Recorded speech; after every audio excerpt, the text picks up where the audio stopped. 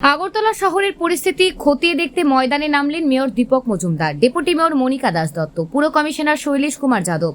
Mayor Dipak Majumdar জানান, আগরতলা শহরের 17টি পাম্পের ভেতরে 16টি পাম্প কাজ করছে। বৃষ্টি না হলে আজ বিকালের মধ্যে শহরের জল নেমে যাবে। আছে আমাদের ইলেকট্রিক এবং ডিজেল সহ, এর মধ্যে 16টি পাম্পই কাজ করছে। কাল রাতে অতি বর্ষণ কদিন ধরে চলছে, তো মানে মেনলি আমাদের শহরের জল থেকে নদীর জলগুলি ঢুকছে বেশি করে, হাওড়া এবং কাটাখালে ব্যাকফ্লো হচ্ছে। সেই কারণে আমাদের কিছুটা শহর জলমগ্ন হয়েছে বিভিন্ন জায়গায়। তো আমাদের কমিশনার সাহেব দৃষ্টি রাখছেন, আমাদের ডেপুটি মেয়র, আমাদের সমস্ত কর্পোরেটররা কাজ করছেন সমস্ত জায়গায়। যেখানেই বেশি জল হচ্ছে সেখানেই আমাদের পাম্পগুলি চালু করার জন্য কিছু কিছু ক্ষেত্রে অনেক সময় ইলেকট্রিকের কারণে কিছু কিছু পাম্প, প্রথম দিকে 2-1টা পাম্প আমার নষ্ট হয়ে গিয়েছিল, কারণ জলের নিচে চলে গেছিলো ইলেকট্রিক পাম্পগুলি। সেগুলি সারাই করা হচ্ছে। এখন 17টির মধ্যে 16টি চালু আছে।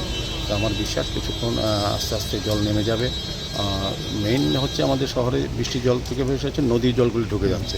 বিশেষ রামনগরের পিছন দিকে এবং কাটাখালের দিকে আমরাও দেখেছি, প্রতাপগড়ের দিকেও নদীর জল, চন্দ্রপুর সব দিকে নদীর জলগুলি ঢুকেছে শহরের মধ্যে। সেই কারণে জলটা অনেকক্ষণ থাকছে। তো এমনিতে রিলিফ ক্যাম্প কিছু খোলা হয়েছে, প্রায় 30,000 লোককে আমরা বিভিন্ন জায়গায় আশ্রয় শিবিরে আমরা দিয়েছি এবং খাওয়া দাওয়ার ব্যবস্থা করা হচ্ছে।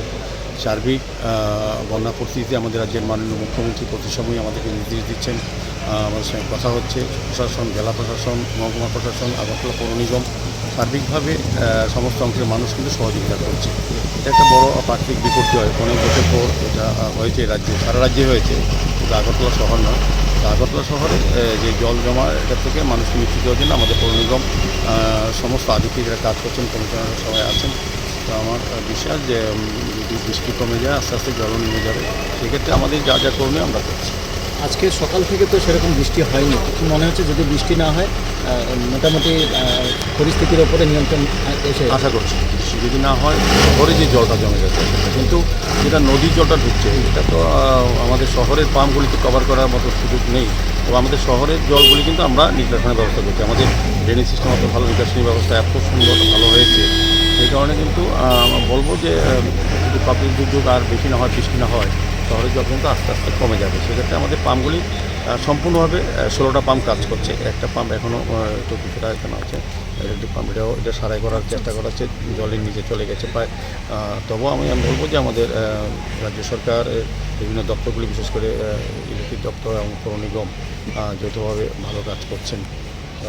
মানুষকে একটু সহযোগিতা করতে হবে। আমরা রিলিফ ক্যাম্পে আমরা যতটা সম্ভব যারা নদীর পাশে যে নির্মাঞ্চলগুলি আছে আগরতলা পৌর নিগম অন্তর্গত, তাদেরকে আমরা সরিয়ে নিয়ে মানে সুরক্ষা জায়গায় আমরা দিয়েছি। বিভিন্ন বিদ্যালয়ে, বিভিন্ন অফিসে বা বিভিন্ন জায়গায় আমাদের রিলিফ ক্যাম্প করা হচ্ছে। সেখান থেকে আমাদের পৌর নিগম থেকেও সহযোগিতা করা হচ্ছে। আমাদের রাজ্য সরকার, জেলা প্রশাসন, মহকুমা প্রশাসন এবং আমাদের বিজেপি কার্যকর্তারাও কিন্তু বিভিন্ন জায়গায়, বিভিন্ন ক্লাব, সামাজিক প্রতিষ্ঠান, তারা কিন্তু এগিয়ে এসছে। এটা একটা খুব ভালো লক্ষণ।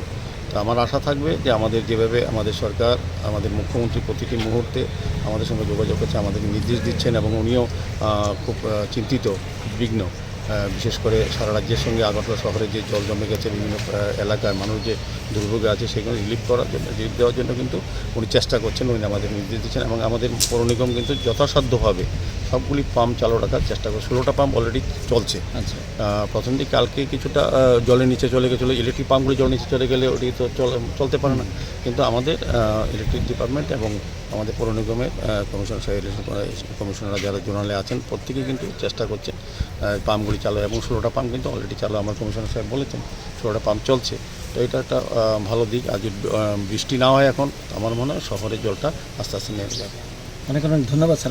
কিছু কিছু গুজব ছড়িয়ে যাচ্ছে যে নদীতে কোথাও লিকেজ হয়েছে, এরকম কোনো খবর আছে? কোনটা? কিছু নদীতে যেমন হাওড়া বা কাটাখালে কোথাও মানে বাঁধ ভেঙে যাওয়ার না, খবর? এরকম লিকেজ হয়েছে কোথাও কোথাও, সারাই করছে আমাদের সংশ্লিষ্ট দপ্তর কাজ করছে। আমার মনে হয় আতঙ্কের কিছু নেই। এটা অপারফ্লো হয়ে যাচ্ছে, এত বর্ষা হয়েছে, পাহাড়ে এত জল বৃষ্টি হয়েছে, সেটা এখন ওভারফ্লো হয়ে যাচ্ছে। লিকেজ হয়ে যে এরকম আশঙ্কা নেই। আমাদের সরকারি দপ্তর কাজ করছেন, সবাই নজর রাখছেন, আতঙ্কের কিছু নেই। এটা প্রাকৃতিক দুর্যোগ, আমি বলবো এটা অনেক বড় বিপর্যয়। সেক্ষেত্রে আমাদের একটু ধৈর্য ধরতে হবে, আমাদের একটু সময় দিতে হবে। সবগুলির ওপর কিছু, প্রকৃতির ওপর কিছু করার নেই।